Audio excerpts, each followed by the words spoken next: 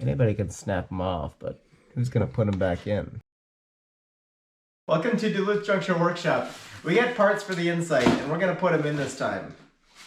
In the last episode, I tried to install a $200 stainless brake line kit in my 2001 Honda Insight. It did not go well. I ended up watching the car fall apart around me with rust, and I had to take so much stuff off. It is insane. So in this episode, I got a bunch of new parts. I got a bunch of stainless parts. I got a bunch of stuff powder coated, and I spent a bunch of money on a car that's probably not worth it. I've been keeping my fabricator waiting on confirmation or denial of the fitment of these fuel tank straps. So I need to get these under the car, see if they work. And to get those in, I need to raise the tank up. Before I raise the tank up, I want to make sure I get the old little brake line clips out of the chassis. And a couple of these broke off, I think. So let's get in there, pull those brake line clips off, see if we can get that line in so I don't have to go in there again. Oh no. Oh no. Oh no! You go bye-bye. I've got a lot of lines sitting here, and I have to find out the line that goes back to G, around the fuel tank, and over to the driver's side rear axle. I want to eliminate a few more possibilities before I go and do too much. So let's start up at the front with G here, and we'll put that in, work our way back. To get this brake line ready to put in the car, we need to remove this shipping band first.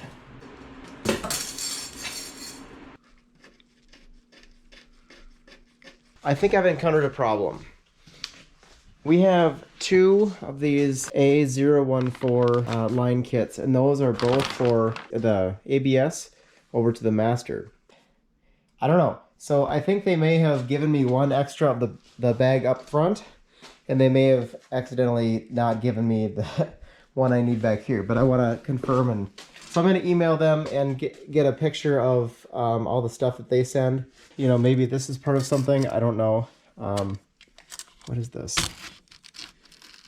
Front to rear. I don't even know what that means. Since it looks like the lines in the back of the car did not come in the package, I'm at a bit of a standstill for that part, but I think I'm going to try to test fit the fuel tank anyway, and we can take it out afterward. But I took the old rubber straps from the old fuel tank straps off and cleaned them up.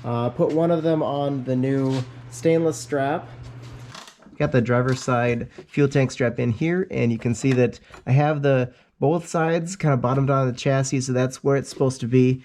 I do need to have a little tweak done on both of these big curves. They're a little bit not where they should be, but that's you know, based on the old rusty parts, so understandable. We'll get that information back to the fab guy and see if I can get another set whipped up that'll fit perfectly. While we wait for that fuel tank stuff to get resolved, let's go up to the front end and we'll assemble everything in the reverse order that I took it off.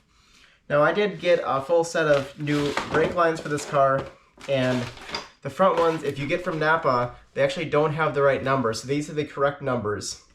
I'm working with them to get the descriptions figured out, but these are identical kind of mirror images of each other for these hoses, and they go up in the back. Here's what I'm thinking.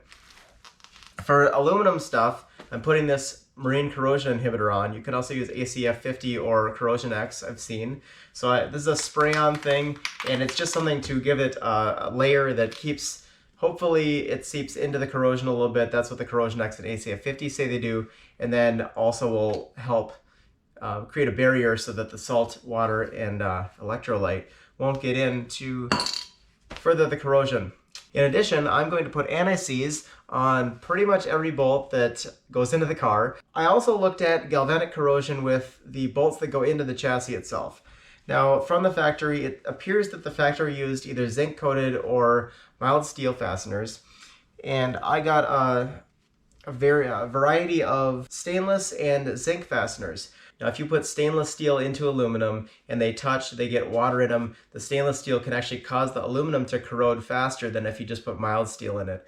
So I chose zinc fasteners for the stuff that goes in aluminum mostly, and stainless fasteners for the stuff that goes into mild steel mostly. Of course, I'm going to oil coat the whole car after I do this job anyway, but it's always good to start with corrosion protection at the very beginning. Last night we put some corrosion inhibitor on the metal parts of the brake line. I sprayed some on the chassis as well, so hopefully the whole connection is corrosion inhibited. This thing is the wrong size. Well, apparently I'm not allowed to do anything in this car without it turning into a gigantic hassle, so let's look at this. I found out that the bolt holes are not in the right place. If you look at them, line them up, they don't line up at all. They're probably like at least 5 mils off. So I'm going to try to cut this and open it up a little bit so I can install it and have that new rubber.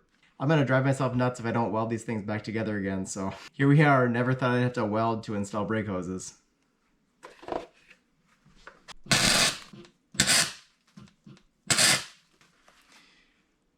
Close enough.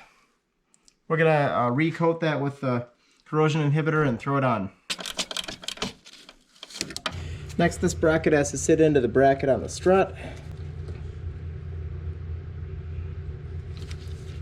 Last, we have our banjo. Wow, really? Last, we have our banjo bolt here with the 2 new copper washers. We're gonna pop that in.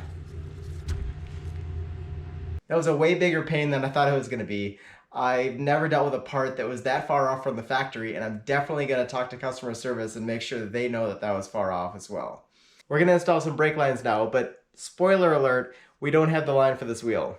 Anybody can snap them off, but who's gonna put them back in? Some say you can definitely have too much anti-seize. I say you can never have too much.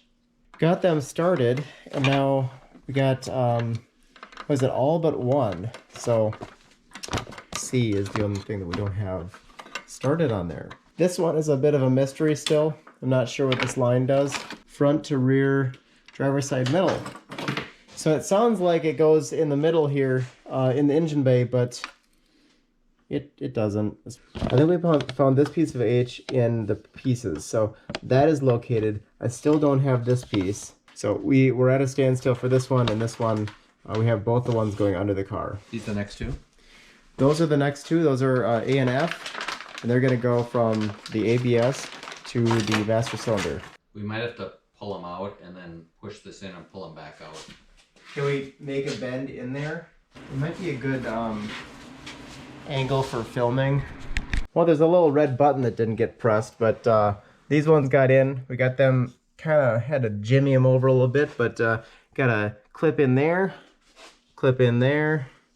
and there's going to be a 3-line clip here. There's going to be a 6-line clip here, and then they're going to come up to the front.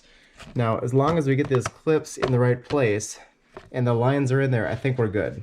You're not going to believe this. You're not going to believe it either. This is amazing. I was poking around in here looking for where E goes, and E is the one that goes to the driver's front wheel. And I'm looking, like, what is this rusty piece of crap back here? It's the old line. Haha. So, we still have it in there? The old line.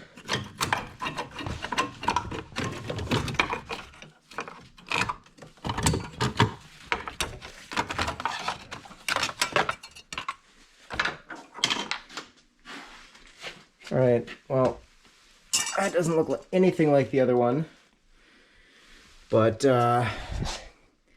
not sure why they replaced that. Also, that's a mystery. Left that one in there. Yeah, so that's why E has this big loop here. The line that comes out of the driver's front wheel comes up around the corner next to the clutch master, and those two parallel each other down below the steering rack and then all the way over. So that's a mystery solved, but I have also realized that I am missing this green one, E, along with the rear section of G here. We figured out where the extra lines go in the back. They actually ran the lines in a different location for the replacement kit, so you don't have to pull the tank out. They ran it next to the passenger side line over the top of the evap canister and right up to this bracket. Now this is the bracket that only used to run the passenger side brake hose coming off here to the axle, but now they're running both of them through. Now you may be wondering how that hooks over to there, but we have this shepherd's hook that connects with a union, and so we'll run that up with from there over to go into that bracket. And that will have its own hose, of course. We got our hoses ready. So, well, I suppose before we put this together, we better take a look at the protective coils on this line and this line, make sure they don't interfere with the fuel and brake line clips that we're gonna mount back up here. If I have the clips, I don't think I need the armor. This is pretty tough stuff here, and I was having a hard time figuring out how to pull it off, because you can't come in and snip it, it's too close together. You know, taking a Dremel here would be really, really dangerous. So figured out I can take this, take the end of it, and just try to unravel it. Alright, so we got that started. It's starting to leave a pigtail off. And now if I keep it from twisting, I can just turn that around with no cutting. Honestly, that's working pretty well, so I'm gonna keep going until I get everything, all of this off. It's gonna take a little bit. That took a couple hours, but I got a lot of the coil stuff off. These are clear all the way up past the first clip in the engine bay, so I think I'm ready to clip these up onto the floorboard here. I got stainless steel brackets made for the original fuel and brake line clips, so let's throw those in. Some of you may have noticed there's a wooden axle under the car now. That's because I am waiting. Stuff is on back order and backlog for about 3 weeks now to get the axle bushing adapters done. I can't put the wheels under the car until that's done. I'm also waiting on a bunch of little Honda parts. So until we get those things in, it's not really worth having this thing in the garage when I got other stuff to do. One of those other things to do is coming in right now. Why would I have this on it here in the middle of the winter with a deadline? Comment with what you think I'm going to do with this thing, and I will see you in the next episode. If you haven't subscribed, subscribe, and I'll see you next time. Press on.